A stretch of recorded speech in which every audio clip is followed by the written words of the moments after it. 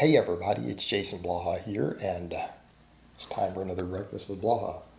And we're eating Greek yogurt, almond butter, frozen blueberries. Pretty common breakfast for me. I had someone ask me in the comments today.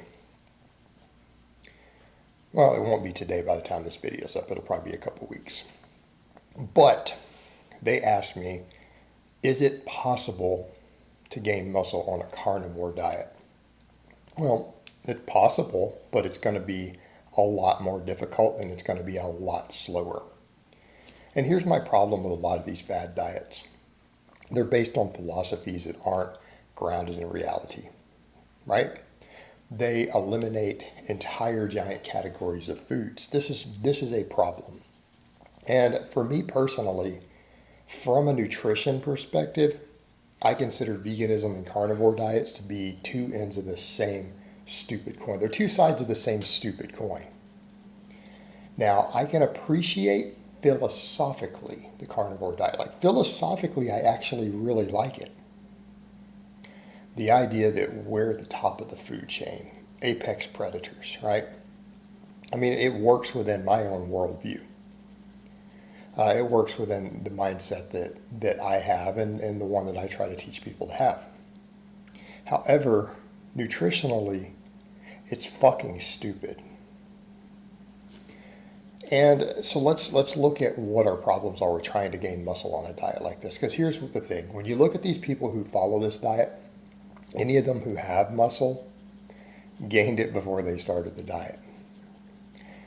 They don't really gain anymore. I see quite a few lean guys. Now, I will give them that. There's quite a few adherents to the whole carnivore approach who have pretty low body fats. They're lean people. They're not carrying significant muscle mass, right? At least what I would consider significant muscle mass as a strength athlete. They're not in that category, and they're not going to be. And here's why. The few problems. Before we even get into nutritional deficiencies, which again, vegan and carnivore diets both have massive major nutritional deficiencies. It will require supplementation, which is just stupid because they could just eat the healthy foods that they avoid to get these things, right? Vegans wouldn't need B12 supplements if they just ate some dairy, right? Carnivores wouldn't need to supplement a lot of things that they need to supplement if they just ate some fruits and vegetables. So here, that's one issue. You're going to have nutritional deficiencies, which are going to impact recovery. They're going to impact performance in the gym, which is in turn going to impact your ability to gain muscle. But let's come back over to our big one, the lack of dietary carbohydrate.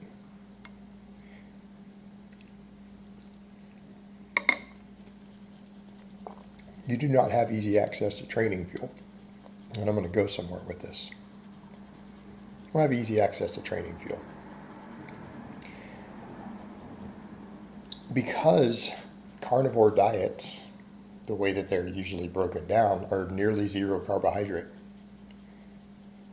Unless, of course, you're drinking milk. That's a different story, right? If you're drinking milk, okay, fine. You won't have these issues, but that's not really carnivore. That's not, because you're not eating meat. You're drinking milk in large amounts. And no predator would have access to that. So I'm assuming they're doing the pure thing, and which means low carbohydrate. It's very hard to gain muscle on low carbohydrate. The only people who successfully gain significant muscle doing keto type diets are what? The ones who cycle carbs. They carb load on the weekends. They do CKDs, not SKDs. So carnivore diets tend to fall in that category. Lack of dietary carbohydrate.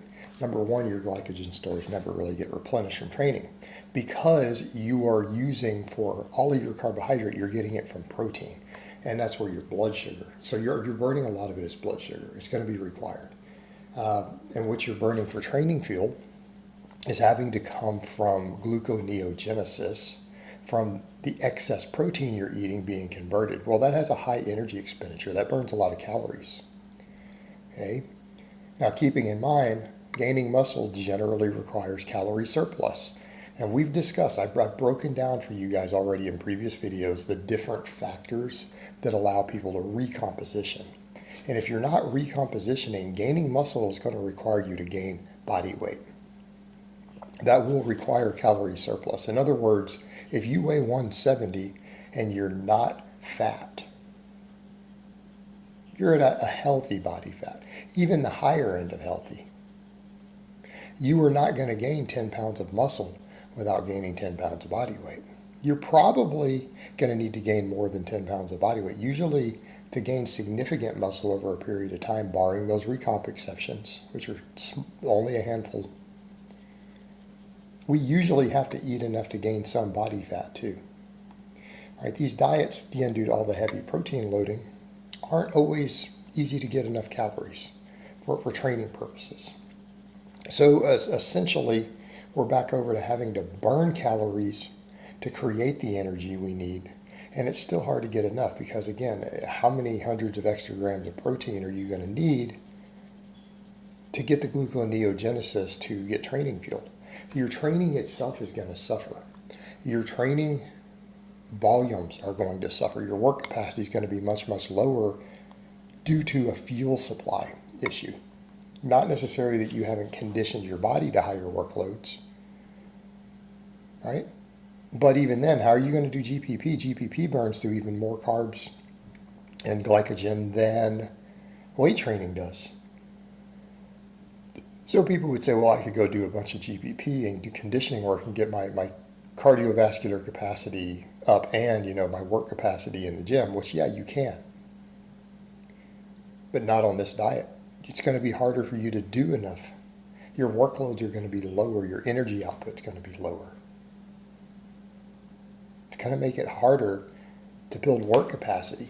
And training volume and workload are some of the largest factors in stimulating hypertrophy. So we have that to deal with. Number 2, unreplenished glycogen stores. Glycogen stores themselves have an anabolic effect. In other words, shuttling carbohydrate and extra carbohydrate into your muscle tissue is in and of itself anabolic. We're losing a lot of our factors in gaining muscle on a diet like this. It's not ideal. It's going to be far, far, far more difficult. So we come back over to that point. When people come to me and they say, hey, can I gain muscle while doing one of these fad diets, whether it's veganism, whether it's carnivore, whatever, they're fad diets. That is what they are. It is going to be harder to gain muscle. It is going to be far more difficult. If you're serious about gaining muscle, if that's actually your goal, if that's the goal, then you need to drop these silly diets and eat a balanced approach to where you do your best to optimize your nutrition. And you're not going to optimize it with either one of those type of diets. All right, guys, but that's really all I have to say on that today. I hope it's been informative, and I will talk to you guys next time.